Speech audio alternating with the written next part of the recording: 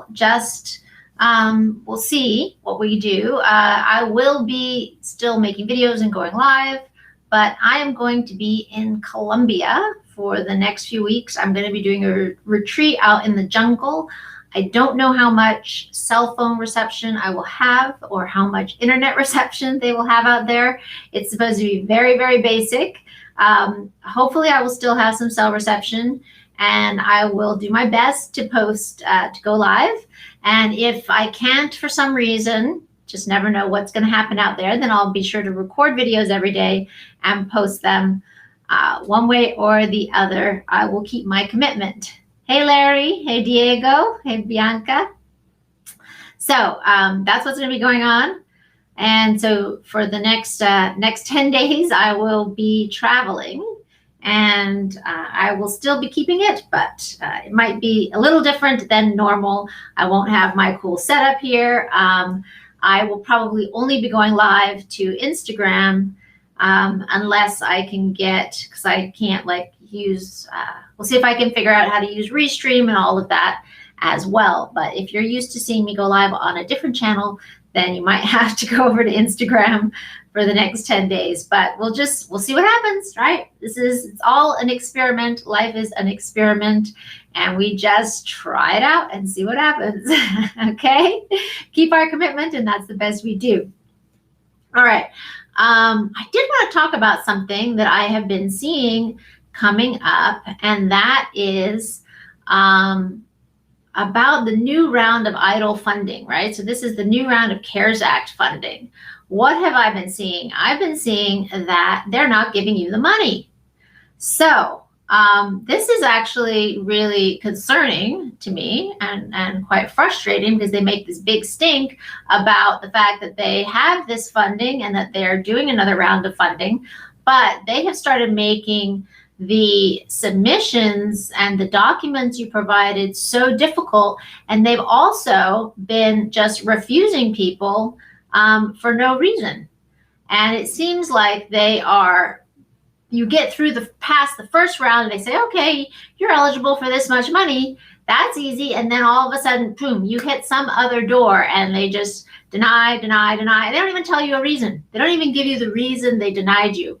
So I'm starting to think that this is a sham, that whatever has happened in the government side, they have twisted this into a better way to not pay you the money that they're pretending and advertising that they are going to give you.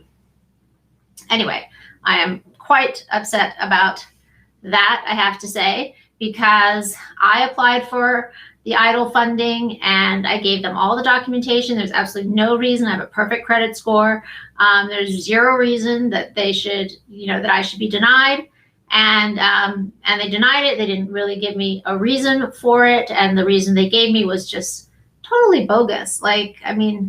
Just made no sense, because I provided all the documentation that they needed. I've seen them do this to my clients recently, ones who got funding before, and you fill out all the information, boom, they say you're eligible for this, you click to the next button, and boom, disappears. Sorry, you've been denied, right? There's that kind of stuff that's going on in the system. So I don't know what kind of new policies they've implemented. I hear that they've hired tons more people to process this stuff. But it seems to me that what's really happening is that they've thrown up a whole bunch of roadblocks to the money actually getting to people. And people who deserve it and businesses who need it, completely legitimate businesses. I do understand that there was fraud and scams and stuff that went on with some of the first funding, but when you've asked for and received all the information, tax returns, everything, it's obvious that that is a real business in a real location, and there is no reason for them to deny it. And because they're denying it, that makes me think that they don't really want to give out that money, and I don't know what they're planning to use it for. So that's my little rant on what's going on right now with the government and the SBA loans and the, and even with the PPP money and stuff, they are demanding a lot more stuff that is not written in the legislation. So that means that they are asking for things and making it harder for people than what Congress intended. So I'm not sure how parse that out right now, but I want to let you know that that's what's going on. And I was very upset and disappointed to see that happen. But what do you do when you're disappointed? Hi, Victor. Hey, Georgiana. Hey, Fernandez. So what do we do when we are disappointed? What do I do when I'm disappointed? I was really upset yesterday, not just about that, but, because I put in a lot of work and to get all this documentation and give them everything they needed. And I'm really busy with a lot of other stuff. So that was very disappointing for sure. And I'm sure other people who have had that happen to them, especially without any explanation, and it just doesn't make sense, right? Then I think that that's also disappointing, especially when this is money that was promised for businesses and they're not distributing it according to how it was promised. And the banks and the SBA is not distributing it.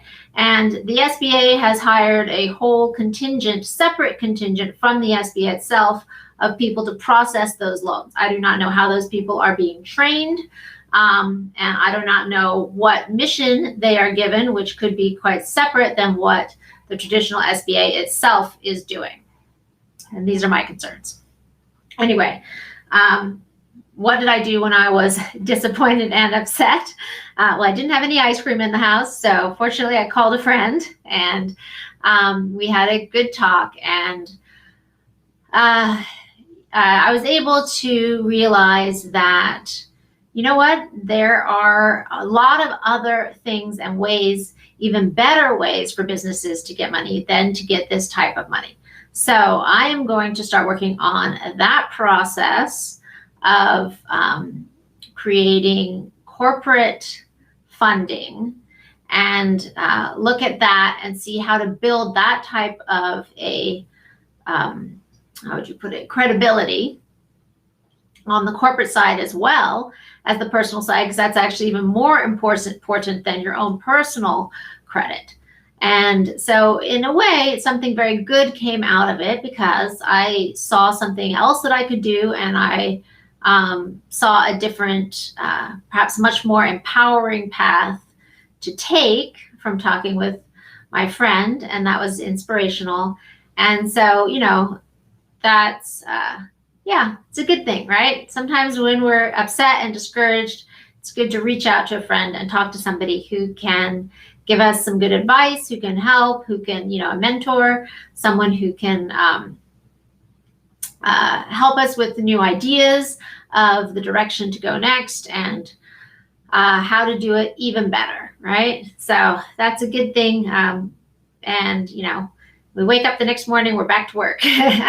So, yeah, that's just what I wanted to say. And so, also really taking time to, in the midst of the disappointment, taking time to remember to be grateful and to list the things I'm thankful for and the wonderful life I have and, how well I am able to care for myself and my clients and everything that I have, which is phenomenal. Just to always be talking and thanking, being grateful, even in the midst of a disappointment, helps to pull me out of it, pull me out of my bad mood about it. But yeah, on the other hand, it is concerning to see what's going on. And I noticed that this is very different than the first rounds, where there was a lot of people that I was helping to get these loans, and it was going much more smoothly and easily. So I'm not sure what they're screwing up on the backside this time, but they're doing something. And I hope it comes out and that it gets noticed in the media and talked about so it can be fixed, which is what happened when the large banks were not giving the loans and they were dragging their feet and they were not implementing the funding. It ended up being published. One of our webinars ended up being published. A piece of it, not due to me at all. Somebody went in and got a piece of our private webinar and posted it, and it was in the Washington Post. But in this case, I am doing this publicly, which that other webinar was not. And I do hope that it gets noticed and picked up and that we can have a conversation about what's happening with this money that businesses really need and why they are mucking around with it in such a way that it's not actually getting to the businesses that need it. So anyway, that's my rant for today. We will see if I make it on over the next 10 days, but one way or the other, I will be recording videos and trying to post them. So I hope you guys have an amazing week and enjoy the spring. Enjoy the spring weather. I will talk to you later. Bye.